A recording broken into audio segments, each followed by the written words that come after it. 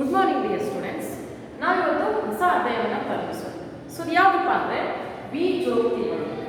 So ಬೀಜೋಕ್ತಿಗಳನ್ನು ಕಲಿಯೋಕ್ಕಿಂತ ಮುಂಚೆ ನಮಗೆ ಮೊದಲೇ ಬೀಜ ಪದ ಅಂದರೆ ಏನು, ಸ್ಥಿರಾಂಕ ಅಂದರೆ ಏನು, ಸಹಗುಣಕ ಅಂದರೆ ಏನು, ನಂತರ ಚರಾಕ್ಷರ ಅಂದರೆ ಏನು, ಇವೆಲ್ಲಗಳು ಮೊದಲು ನಮ್ಗೆ ಗೊತ್ತಿರಬೇಕು. ಸೊ ಅವುಗಳನ್ನ ಈ ಬೀಜೋಕ್ತಿಗಳಕ್ಕಿಂತ ಮುಂಚೆ ಕಲಿತಾ ಹೋಗ್ಬೇಕು. ಹಾಗಾದರೆ ಮೊದಲನೇದಾಗಿ ಬರೋದು ಯಾವುದಪ್ಪ ಅಂದರೆ ಸ್ಥಿರಾಂಕ. ಸೊ ಸ್ಥಿರಾಂಕ ಅಂದರೆ ಏನು? ಸ್ಥಿರಾಂಕ ಅಂದರೆ 4, 5, 6, 7, 8 ಈ ರೀತಿಯಾಗಿ ಸಂಖ್ಯೆಗಳನ್ನು ಒಳಗೊಂಡಿರುವಂತಹ ಪದಕ್ಕೆ ನಾವು ಸ್ಥಿರಾಂಕ ಅಂತ ಹೇಳಿ ಕರಿತೀವಿ. ಇವಕ್ಕೆ ಏನಂತ ಕರಿತೀವಿ? ಸ್ಥಿರಾಂಕ ಅಂತ ಹೇಳಿ ಕರಿತೀವಿ. ಬರೀ ಸಂಖ್ಯೆಗಳಿರಬೇಕು, ಅವುಗಳಿಗೆ ಸ್ಥಿರಾಂಕ. ಇನ್ನು ಚರಾಕ್ಷರ. ಸೊ ಚರಾಕ್ಷರಕ್ಕೆ ಏನಂತ ಕರಿತೀವಿ? ಹಾಗಾದ್ರೆ ಚರಾಕ್ಷರಕ್ಕೆ ಏನಂತ ಕರಿತೀವಿ? ಸಂಖ್ಯೆಗಳೊಂದಿಗೆ ಅಲ್ಫಾಬೆಟಿಕಲ್ ನಂಬರ್ಸ್ ಕೂಡಿರಬೇಕು. ಅಂದ್ರೆ ಸಂಖ್ಯೆಗಳೊಂದಿಗೆ ಇಂಗ್ಲಿಷ್ ಪದಗಳು ಸೇರಿದರೆ ಅವುಗಳನ್ನು ನಾವು ಚರಾಕ್ಷರಗಳು ಅಂತ ಹೇಳಿ ಕರಿತೀವಿ.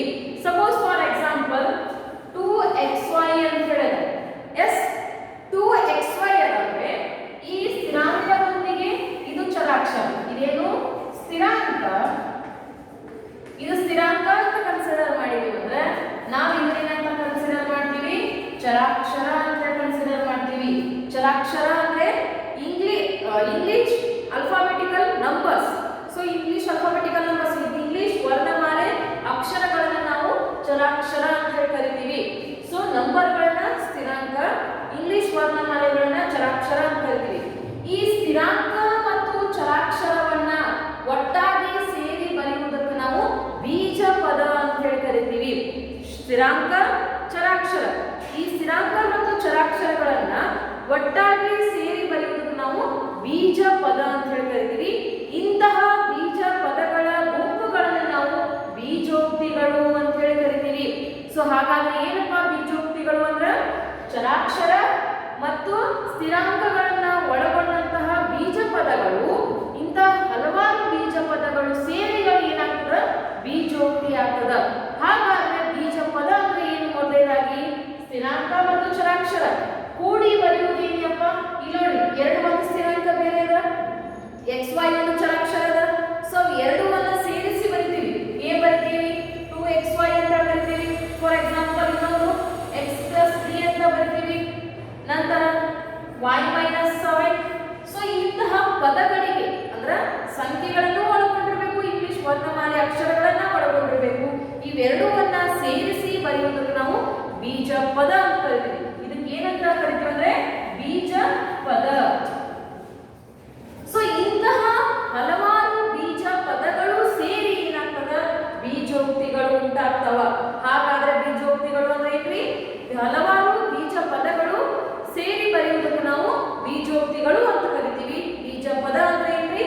ಸ್ಥಿರಾಂಕ ಮತ್ತು ಚರಾಕ್ಷರಗಳನ್ನ ಸೇರಿ ಬರೆಯುವುದಕ್ಕೆ ನಾವು ಬೀಜ ಪದ ಅಂತ ಹೇಳಿ ಕರಿತೀವಿ. ಸೊ ಇವಾಗ ಬೀಜ ಪದ ಸ್ಥಿರಾಂಕ ಆಯ್ತು, ಚರಾಕ್ಷರ ಆಯ್ತು, ನಂತರ ಬೀಜೋಕ್ತಿ ಪದ. ಸೊ ಬೀಜ ಪದ ಅಂದ್ರೂ ಒಂದೇ, ಬೀಜೋಕ್ತಿ ಪದ ಅಂದ್ರೂ ಒಂದೇ. ಸೊ ಈ ಬೀಜ ಪದಗಳ ಅಪವರ್ತನಗಳನ್ನ ಬರಿಬೇಕು ಮುಂದಿನ. ಸೊ ಬೀಜ ಪದಗಳ ಅಪವರ್ತನ. ಸೊ ಯಾವ ರೀತಿಯಾಗಿ ಬರಿತೀವಿ ಬೀಜ ಪದಗಳ ಅಪವರ್ತನಗಳನ್ನ? ಈಗ ನೋಡ್ತೀವಿ. ನಾ ಈಗ ಒಂದು ಬೀಜ ಪದ, ನಿಮ್ಗೆ ಬೀಜ ಪದ ಮತ್ತು ಬೀಜೋಕ್ತಿಗೆ ಕ್ಲಿಯರ್ ಆಗಿ ಕರ್ಕೊಳ್ತೀನಿ ಕಾನ್ಸೆಪ್ಟ್. ಸ್ಥಿರಾಂಕ ಅಂದ್ರೆ ಯಾವುದು, ಚರಾಕ್ಷರ ಅಂದ್ರೆ ಯಾವುದು? ಸೊ ಇಲ್ಲಿ ನೋಡ್ರಿ, ಬೀಜ 2xy ಸ್ಕ್ವೇರ್ ಅಂತ ಕೊಟ್ಟ. ಎಸ್ 2xy ಸ್ಕ್ವೇರ್ ಅಂತ ಕೊಟ್ಟು ಇದೊಂದು ಬೀಜ ಪದ. ಈ ಬೀಜ ಪದದ ಅಪವರ್ತನಗಳನ್ನ ಬರೆಯಿರಿ ಅಂತ ಹೇಳಿ ಕೊಡ್ತಾರೆ. ಬೀಜ ಪದದ ಅಪವರ್ತನಗಳನ್ನ ಬರೆಯಿರಿ ಅಂತ ಹೇಳ್ತಾರೆ. ಸೊ ಯಾವ ರೀತಿಯಾಗಿ ಬರೀಬೇಕು? ಅದು ಅಪವರ್ತನವನ್ನು ನಾವು ವೃಕ್ಷ ನಕ್ಷೆ ಮೂಲಕ ಸೂಚಿಸಿರಿ ಅಂತ ಹೇಳ್ತಾರೆ. ಡೈರೆಕ್ಟ್ ಅಪವರ್ತನ ಬರೆಯಿದ್ರೆ ಹಿಂಗೂ ಬರೀಬಹುದು. 2, x, y, y. ನಾ ಎರಡೇ ಡಬಲ್ y ಬರ್ತದೆ. y ಸ್ಕ್ವೇರ್ ಅಂದ್ರೆ y ಎರಡು ನಾವು ಅದನ್ನ ಈ ರೀತಿಯಾಗಿ ಬರಬೇಕು. x ಒಂದದ x, 2 ಒಂದದ 1. ಇದನ್ನ ಕಾಮ ಹಾಕಲಾರ್ದ ನಡು ಅಟ್ಟು ಸೇರಿಸಿ ಬರೆದ್ರೆ ಮತ್ತೆ ಒಂದು ಬೀಜ ಪದ ಆಗ್ತದ. ಸೊ ನಡು ಏನು ಹಾಕಬೇಕು? ಕಾಮ ಹಾಕಬೇಕು. ಇದರ ಅಪವರ್ತನಗಳನ್ನ ಬರೆಯಿರಿ ಅಂದ್ರೆ 2, x, y, y ಅಂತ ಹೇಳಿ ಬರಿತೀವಿ. ಅಕಸ್ಮಾತ್ ನಮಗ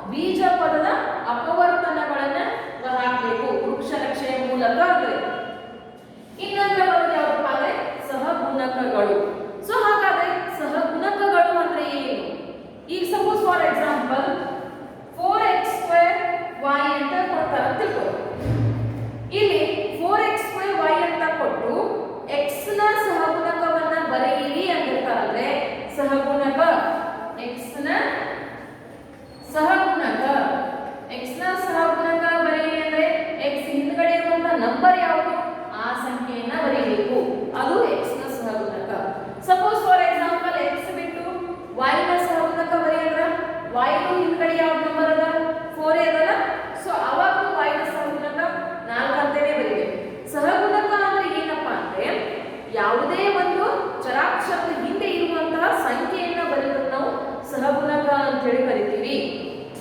ಸಪೋಸ್ ಫಾರ್ ಎಕ್ಸಾಂಪಲ್ ಇನ್ನೊಂದು ಉದಾಹರಣೆನ ನೋಡಿ. ಇಲ್ಲಿ 4xy ಸ್ಕ್ವೇರ್ ಪ್ಲಸ್ 3z ಅಂತ ಹೇಳುತ್ತೆ. ಹೌದಾ? ಈ ರೀತಿಯಾಗಿದ್ದಾಗ x ಮತ್ತು y ನ ಸಹಗುಣಕ ಬರೆಯಿರಿ ಅಂದಿರ್ತಾರೆ. x ಮತ್ತು y ನ ಸಹಗುಣಕ ಬರೆಯಿರಿ ಅಂದ್ರೆ x ಮತ್ತು y ನ ಸಹಗುಣಕ. ಇದು x ಮತ್ತು y ನ ಹಿಂದ್ಗಡೆ ಇರುವಂತ ಸಂಖ್ಯೆ ಯಾವುದು? 4. ಸಹಗುಣಕ ಬರೆಯಿದ್ರೆ 4 ಅನ್ನ ಬರೀಬೇಕು. z ನ ಸಹಗುಣಕ ಬರೆಯಿರಿ ಅಂತ. ಸೊ z ಹಿಂದೆ ಇರುವಂತ ನಂಬರ್ ಯಾವುದು? 3.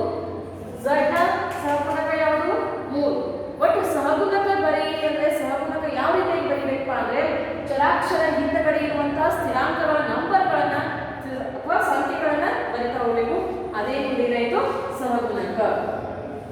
ಇನ್ನೊಂದು ಬರೋದು ಯಾವಪ್ಪ ಅಂದ್ರೆ ಸಜಾತಿ ಮತ್ತು ವಿಜಾತಿ ಪದಗಳು. ಸಜಾತಿ ಪದಗಳೇ ಬೇರೆ, ವಿಜಾತಿ ಪದಗಳೇ ಬೇರೆ. ಹಾಗಾದ್ರೆ ಸಜಾತಿ ಪದಗಳು ಅಂದ್ರೆ ಏನು, ವಿಜಾತಿ ಪದಗಳಂದ್ರೆ ಏನು ನೋಡೋಣ. ಸಜಾತಿ ಪದಗಳು ಅಂದ್ರೆ ಒಂದೇ ಚರಾಕ್ಷರವನ್ನ ಹೊಂದಿರುವಂತಹ ಪದಗಳಿಗೆ ಸಜಾತಿ ಪದಗಳು ಅಂತ ಹೇಳಿ ಕರಿತೀವಿ. ಒಂದೇ ರೀತಿಯ ಚರಾಕ್ಷರಗಳನ್ನ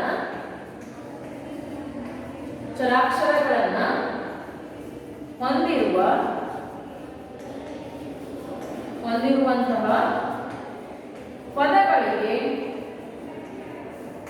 ಸಜಾತಿ ಪದಗಳು ಅಂತ ಹೇಳಿ ಕರೀತೀವಿ. ಸಜಾತಿ ಪದಗಳು ಎನ್ನುತ್ತೇವೆ. ಸಜಾತಿ ಪದಗಳು ಎನ್ನುತ್ತೇವೆ. ಹಾಗಾದ್ರೆ ಒಂದೇ ರೀತಿಯ ಚರಾಕ್ಷರ ಅಂದ್ರೆ ಯಾವ ರೀತಿಯಾಗಿರ್ತದೆ? Suppose for example 3x square 4x plus 1. ಹೌದಾ? ಇನ್ನೊಂದು example 4y cube 3y square 4y plus 3 ಅಂತ ಹೇಳುತ್ತೆ. ಇಲ್ಲಿ ಚರಾಕ್ಷರಗಳು ನೋಡಿ. ಒಂದನೇ ಉದಾಹರಣೆದಾಗ ಚರಾಕ್ಷರ ಯಾವ್ದು? ಇಲ್ಲೂ x ಅದ, ಇಲ್ಲೂ x ಅದ. ಇಲ್ಲಿ ಚರಾಕ್ಷರಗಳು ಒಂದೇ ರೀತಿಯಾಗಿ ಬಂದವು. ಎಲ್ಲ ಕಡೆ x x ಬಂದವು. ಇಲ್ಲಿ ನೋಡಿ ಎರಡನೇ ಉದಾಹರಣೆದಾಗ ಎಲ್ಲ ಕಡೆ y y ಬಂದವು. ಸೊ ಎಲ್ಲ ಕಡೆ x x ಬಂದಿದ. ಎರಡನೇ ಉದಾಹರಣೆ ಎಲ್ಲ ಕಡೆ y y ಬಂದ. ಅಂದ್ರೆ ಒಂದ ಚರಾಕ್ಷರ ಸೇಮ್ ಇರಬೇಕು. ಚರಾಕ್ಷರ xy 3xy ಅಂದ್ರೆ ಇಲ್ಲಿ ಚರಾಕ್ಷರ ಬೇರೆ ಬೇರೆ ಬರ್ತಾವ. ಸೊ ಬೇರೆ ಬೇರೆ ಬಂದ್ರೆ ಇದು ವಿಜಾತಿ ಪದ ಆಗ್ತದೆ. ಒಂದೇ ಸೇಮ್ ಬಂದ್ರೆ ಅದು ಸಜಾತಿ ಪದ ಆಗ್ತದ. ಸೊ ಸಜಾತಿ ಪದ ಅಂದ್ರೆ ಏನ್ರಿ? ಒಂದೇ ರೀತಿಯ ಚರಾಕ್ಷರಗಳನ್ನ ಹೊಂದಿರುವಂತಹ ಪದಗಳಿಗೆ ಸಜಾತಿ ಪದಗಳು ಅಂತ ಕರಿತೀವಿ. ಹಾಗಾದ್ರೆ ವಿಜಾತಿ ಪದಗಳನ್ನ ನೀವೇ ಹೇಳ್ಬೋದು. ಸೊ ಯಾವ ರೀತಿ ಹೇಳ್ತೀವಿ ವಿಜಾತಿ ಪದಗಳನ್ನ? ಆಲ್ರೆಡಿ ಉದಾಹರಣೆ ಕೊಡ್ತೀವಿ. ಇಲ್ಲಿ ಚರಾಕ್ಷರಗಳು ಎಂತಹದವು? ಬೇರೆ ಬೇರೆ ಅದಾವು. ಸೊ ಹಾಗಾದ್ರೆ ವಿಜಾತಿ ಪದಗಳು ಅಂತ ಏನ್ರಿ? ಬೇರೆ ಬೇರೆ ರೀತಿಯ ಪದಗಳನ್ನ ಅಥವಾ ಬೇರೆ ಬೇರೆ ರೀತಿಯ ಚರಾಕ್ಷರಗಳನ್ನ ಹೊಂದಿರುವಂತಹ ಪದಗಳಿಗೆ ವಿಜಾತಿ ಪದಗಳು ಅಂತ ಕರಿಬಹುದಾ? ಸಜಾತಿ ಕ್ಲಿಯರ್ ಆಯ್ತ್ರಿ? ಸಜಾತಿ ಏನು? ಸೇಮ್ ಇರ್ಬೇಕ್ರಿ ಎಲ್ಲ ಚರಾಕ್ಷರಗಳು. ಅವುಗಳನ್ನ ಸಜಾತಿ ಪದಗಳು ಅಂತ ಕರಿತೀವಿ. ಸೊ ವಿಜಾತಿ ಪದಗಳು ಅಂದ್ರೆ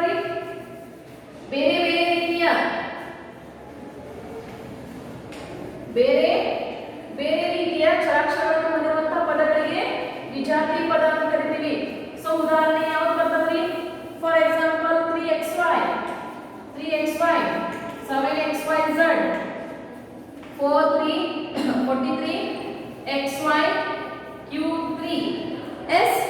ಇಲ್ಲಿ ಚರಾಕ್ಷರ ನೋಡಿ ವಿಜಾತಿ ಪದಗಳಲ್ಲಿ ಇದು x ಅದ, ಇದು y ಅದ. ಬೇರೆ ಬೇರೆ ಚರಾಕ್ಷರ ಅದ. ಸೊ x y z ಇಲ್ಲಿನೂ ಬೇರೆ ಬೇರೆ ಚರಾಕ್ಷರ ಅದಾವ. ಎಲ್ಲಾನು ಸೇಮ್ ಅದಾವ? ಇಲ್ಲ. ಇಲ್ಲಿ x ಅದ, y ಅದ, q ಅದ. ಇಲ್ಲಿನೂ ಚರಾಕ್ಷರ ಬೇರೆ ಬೇರೆ ಅದಾವ. ಸೊ ಬೇರೆ ಬೇರೆ ಇರೋದಕ್ಕೆ ನಾವು ವಿಜಾತಿ ಪದಗಳು ಅಂತ ಕರಿತೀವಿ. ಬೇರೆ ಬೇರೆ ರೀತಿಯ ಚರಾಕ್ಷರಗಳನ್ನ ಒಳಗೊಂಡಿರುವಂತಹ ಪದಗಳಿಗೆ ವಿಜಾತಿ ಪದಗಳು ಅಂತ ಹೇಳಿ ಕರಿತೀವಿ. ಕ್ಲಿಯರ್ ಆಯ್ತಾ? ಸೊ ಈ ನೆಕ್ಸ್ಟ್ ಬರೋದು ಯಾವ್ದಪ್ಪ ಅಂದ್ರೆ ಏಕಪದೋಕ್ತಿ, ದ್ವಿಪದೋಕ್ತಿ, ತ್ರಿಪದೋಕ್ತಿ ಮತ್ತು ಬಹುಪದೋಕ್ತಿಗಳು. ಸೊ ಯಾವುದು ಏಕಪದೋಕ್ತಿ, ಯಾವುದು ದ್ವಿಪದೋಕ್ತಿ, ಯಾವುದು ತ್ರಿಪದೋಕ್ತಿ ಅನ್ನೋದನ್ನ ನೋಡೋಣ.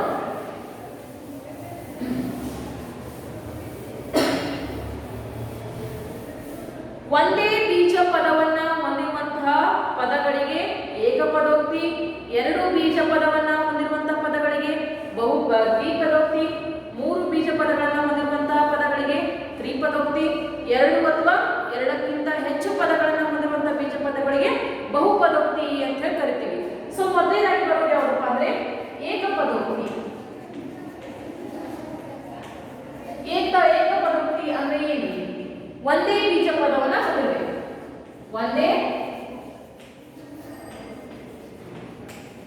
ಬೀಜ ಪದವನ್ನ ಹೊಂದಿರುವ ಬೀಜ ಪದಗಳಿಗೆ ಏಕಪದೋಕ್ತಿ ಅಂತ ಹೇಳ್ತೀವಿ.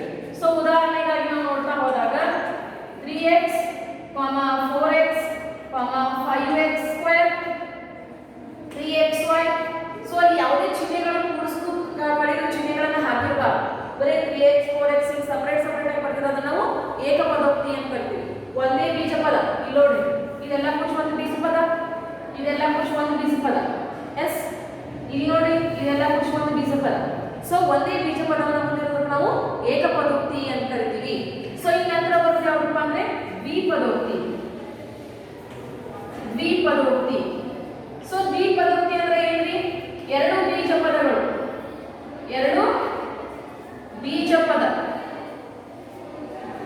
ಹೊಂದಿರಬೇಕು.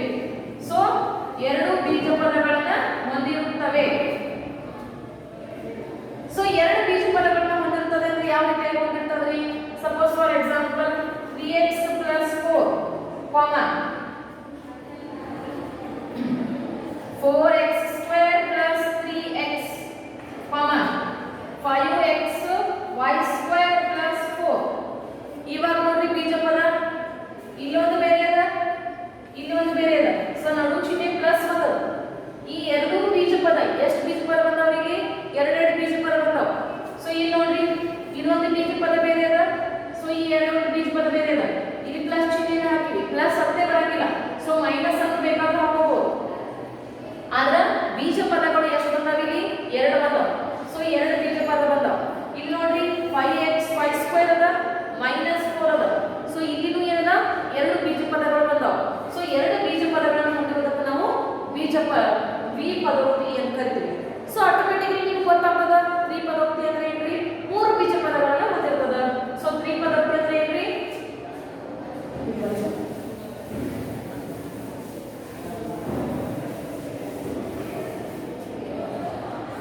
ದ್ವಿಪದೋಕ್ತಿ.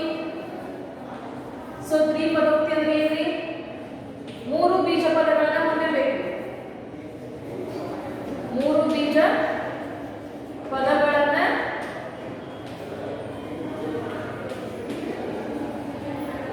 ಹೊಂದಿರುತ್ತವೆ. ಸೊ ಮೂರು ಬೀಜ ಪದಗಳನ್ನ ಹೊಂದಿರುತ್ತವೆ ಅಂದ್ರೆ ಯಾವ ರೀತಿಯಾಗಿರ್ತದ? 3x² + 4y + 3 ಅಂತ ತಿಳ್ಬೋದು. ಸೊ ಫಾರ್ ಎಕ್ಸಾಂಪಲ್ ನಂತರ ಇನ್ನೊಂದು 4y² + 3z 45 ಅಂತ ತಿಳ್ಬೋದು. ಸೊ ಇಲ್ಲಿ ಪದಗಳು ನೋಡಿ, ಇದೊಂದು ಬೀಜ ಪದ, ಇದೊಂದು ಬೀಜ ಪದ, ಇದೊಂದು ಬೀಜ ಪದ. ಎಸ್, 1 2 3. ಇಲ್ಲಿ ಮೂರು ಬೀಜ ಪದಗಳು ಬಂದವು. ಇದೊಂದು ಬೀಜ ಪದ, ಇದೊಂದು ಬೀಜ ಪದ, ಇದೊಂದು ಬೀಜ ಪದ. ಇಲ್ಲಿ 1 2 3. ಇಲ್ಲಿ ಮೂರು ಪದಗಳು ಬಂದವು. ಸೊ ಮೂರು ಪದಗಳನ್ನ ಹೊಂದಿರೋದಕ್ಕೆ ನಾವು ದ್ವಿಪದೋಕ್ತಿ ಅಂತ ಕರಿತೀವಿ. ಇನ್ನು ನೆಕ್ಸ್ಟ್ ಕ್ಲಾಸ್ ನೋಡಿದ್ರೆ ಯಾವ್ದಪ್ಪ ಅಂದ್ರೆ ಬಹುಪದೋಕ್ತಿ. ಬಹುಪದೋಕ್ತಿ ಅಂದ್ರೆ ಎರಡರ ಇರಬೇಕು, ಎರಡಕ್ಕಿಂತ ಹೆಚ್ಚರ ಇರಬೇಕು ಅಂತವುಗಳಿಗೆ ನಾವು ಬಹುಪದೋಕ್ತಿ ಅಂತ ಕರಿತೀವಿ. ಸೊ ಬಹುಪದೋಕ್ತಿಗಳ ಉದಾಹರಣೆ 3y², 4x + ಕ್ಯೂಬ್ ಹಾಕೋದು ಸ್ಕ್ವೇರ್, 4y² + 3 + 3x + 4. ಇಲ್ಲಿ ನೋಡಿ ಬೀಜ ಪದಗಳು ಎಷ್ಟು ನಾವು 1 2 3 4 5. ಸೊ 5 ಬೀಜ ಪದೋಕ್ತಿಗಳು ಬಂದಾವ. ಎರಡು ಅಥವಾ ಎರಡಕ್ಕಿಂತ ಹೆಚ್ಚಿನ ಇದಾವು.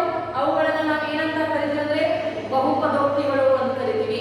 ಸೊ ಒಂದು ಪದ ಇದ್ರೆ ಒಂದು ಏಕಪದೋಕ್ತಿ, ಎರಡು ಪದ